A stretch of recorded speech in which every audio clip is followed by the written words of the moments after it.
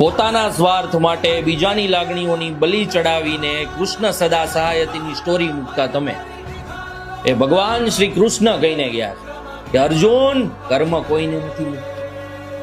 કદાચ ગમે એટલી સ્ટોરીઓ ચડાવી લે, ક્યાંય સહાય કરવા ભગવાન ઉભા નહીં રહે. કર્મ બધાને આડા આવે, ભગવાન શ્રી કૃષ્ણને પણ આવ્યા.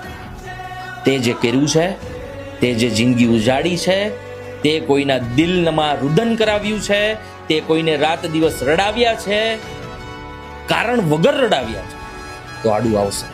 એક વાર નહીં 100 વાર આડું આવશે. તૈયાર રહેજો એના માટે.